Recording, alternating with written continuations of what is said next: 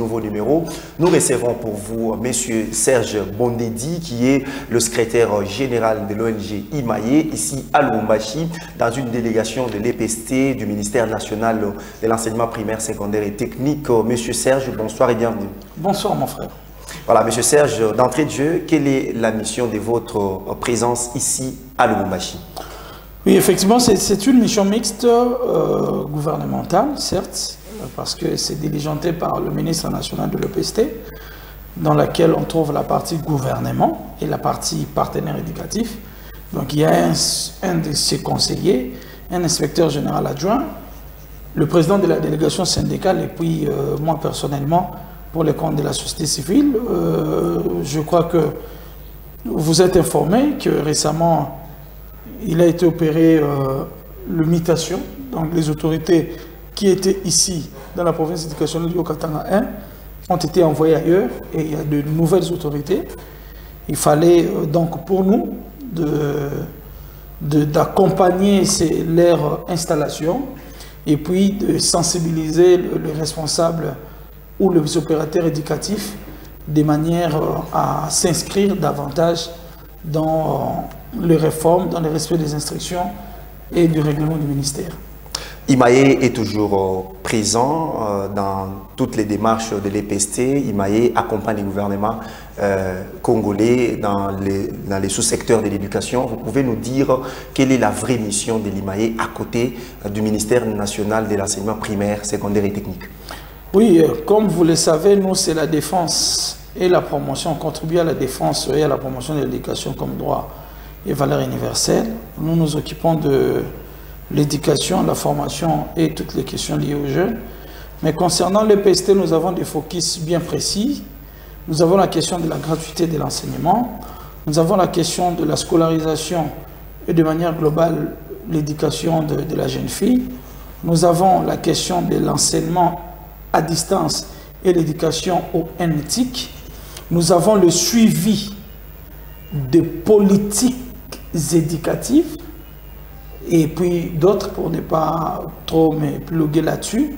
Donc, et comme partenaire, la loi nous reconnaît, et voire même le document de politique qui est la stratégie sectorielle, nous reconnaît cette participation-là, parce que la loi, la gestion partenariale est érigée en mode de gestion de l'éducation de notre pays. Donc, le cadre normatif nous le reconnaît. Alors, en ce qui concerne l'EPST, actuellement, c'est la question de la gratuité de l'enseignement et ainsi que c'est celle de la lutte contre les antivaleurs, dont le redressement. Donc, nous accompagnons très efficacement l'EPST sur ces deux questions-là actuellement et puis la question de certaines questions de politiques éducatives qui ont lien avec nos focus, la question de la marchandisation, privatisation et monnayage de l'enseignement.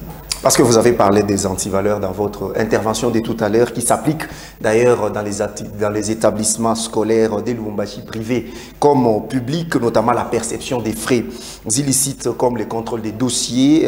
Quel sera l'essor de ces chefs d'établissement qui s'adonnent à cette pratique? En tout cas, pour nous, nous sommes en train d'œuvrer. Nous avons haussé les tons pour dire que le contrôle des dossiers de scolarité est gratuit et ne peut être monnayé sous aucun prétexte ou une forme quelconque de procès. Et je crois que dans les heures qui suivent, nous comptons obtenir des autorités une note d'instruction rappelant aux IPP ainsi qu'aux inspecteurs exploitants ou soit itinérants le caractère gratuit de cette opération et l'obligation de procéder au contrôle non seulement aux classes terminales, mais pour l'ensemble du niveau et des cycles. Et puis deuxièmement, nous allons nous y pencher en ce qui concerne les dénonciations. Et nous pensons, puisque dans chaque acte qui va à la contre des instructions ou des règlements, il y a des sanctions.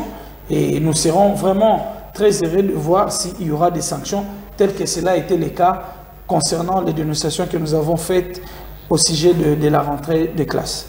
Voilà, nouvelle nomination des autorités éducationnelles du sous-secteur de l'EPST au Katanga 1. Pensez-vous que ces derniers vont valablement combattre l'impunité, surtout celle des écoles conventionnées catholiques? Bon, nous les attendons sur ça. Moi, comme société civile, je n'ai pas un procès à faire aux autorités provinciales, mais le souhait de tout et chacun de nous, c'est de les voir comme proposé de l'État, assurer la protection de droits garantis aux particuliers. Et ici, il s'agit des élèves particulièrement pour qui nous sommes engagés. Donc, en ce qui concerne l'accès, la qualité et la gouvernance, nous espérons qu'ils vont démontrer qu'ils sont à la hauteur, parce que nous savons aussi, et s'ils se retrouvent aujourd'hui dans la province du Haut-Katanga 1, parce que certainement ils ont un cursus et qu'il a plu à l'autorité sur base de mérite de les replacer dans la ville de Lubumbashi, qui n'est pas la moindre. C'est la deuxième ville du pays où il y a beaucoup de réalités et il faut déjà aguerrir. Alors, la gratuité n'est pas négociable. Y a-t-il des écoles à ces jours qui essayent de collaborer avec l'EPST pour fonctionner? Parce que négociabilité, c'est les nouveaux mots qui circulent dans les réseaux actuellement. Surtout à l'EPST, l'école n'est pas, la gratuité plutôt n'est pas négociable. Oui, parce que pour la petite histoire, il y avait un moment où les gens voyaient les autorités, même ici, dans le Haut-Katanga, et je dispose des éléments, notamment en ce qui concernait Lubumbashi, dès comme sous-division. Il y avait les chefs d'établissement qui étaient partis à la rencontre du sous-prophète qui était là. Nous disposons de tous les éléments, comme Imaé, lui demandant de fermer les yeux pour leur permettre de percevoir, même en primaire. Et c'est ça, en fait, l'aspect négociabilité. Et cela ne s'est pas observé seulement à Lubumbashi, même à Kinshasa, même au niveau national. C'est ça qui trouve l'essence d'être, de dire que la gratuité est non négociable.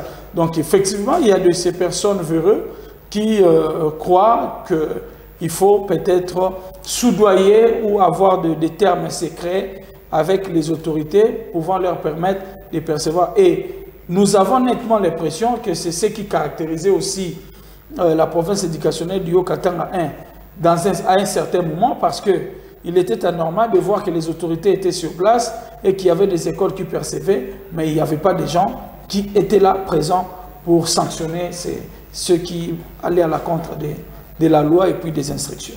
Imaé, une ONG privée qui accompagne les gouvernements congolais dans les sous-secteurs éducationnels. Les écoles privées semblent justement évoluer en électrons libres. Est-ce qu'il y a une loi qui réglemente les fonctionnements de ces dernières? En effet, vous avez d'abord la Constitution comme la loi mère du pays qui reconnaît que l'organisation de l'enseignement est assurée par les établissements publics et les établissements privés.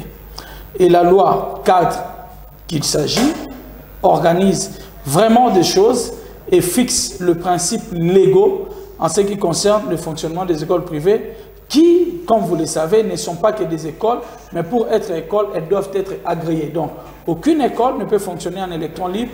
Le programme, c'est de l'État, les évaluations, c'est de l'État, les contrôles de viabilité et voire même des contrôles de conformité aux lois de la République qui doivent être pérennes. On peut vous délivrer l'autorisation de fonctionnement, comme à l'EPST qu'on appelle l'agrément, pour ouvrir, mais tout au long du fonctionnement, il y a des contrôles de conformité. Si une école n'obéit pas à ces contrôles de conformité, les lois du pays, à tout moment, elle peut voir son arrêté être repris, ou voire même une école peut aussi tomber dans la fermeture, cas des écoles de Kinshasa où nous avons aussi participé au suivi de monitoring dans ces cas-là. Voilà, avant peut-être de terminer, vous ne vous basez pas seulement à l'EPST, vous êtes aussi élargi jusqu'à l'ESU. Il y a les syllabus qui continuent à se vendre dans les établissements universitaires de notre pays. Quelle est la démarche que l'IMAE, en tant que partenaire du gouvernement congolais, compte entamer pour stopper cette hémorragie? Parce qu'il n'y a pas longtemps, les ministères de l'ESU avaient interdit, il y avait une interdiction formelle des ventes des syllabus dans les institutions institutions universitaires de la République démocratique du Congo. Oui, fort malheureusement. Bon, nous, à son temps, nous étions vraiment très heureux de voir même le premier d'entre les Congolais, le chef de l'État, s'est prononcé sur cette question. Et le ministre de l'EPST, Moïndo Zangui, De l'ESU plutôt, le ministre de l'ESU, Moïndo Zangui, avait pris des notes circulaires quant à ça, mais il s'observe en tout cas de non-respect de cette mesure dans certains établissements de l'enseignement supérieur universitaire. Et dans les jours qui suivent, IMAE va déployer une fois de plus, comme il le fait au niveau de l'EPST, nos membres, nos volontaires dans l'ESU pour recueillir davantage de données et le partager à qui des droits de manière en sorte que les étudiants bénéficient de leurs droits. Cela ne veut pas dire que UMAE est contre le fascicule ou qu'on appelle les supports de cours. Mais le problème ici, lorsqu'il faut monnayer, lorsqu'il faut conditionner le passage des niveaux par l'achat de syllabus ou le paiement de droits d'auteur, c'est ça en fait qui est le reflet de la marchandisation et du monnayage de l'enseignement contre lesquels UMAE s'inscrit. Voilà, avec vous, nous avons abordé plusieurs questions liées à l'enseignement. Monsieur Serge Bondedi, vous êtes secrétaire général de l'ONG IMAE. Nous vous disons merci d'avoir répondu à notre invitation. C'est à moi de vous remercier. Merci.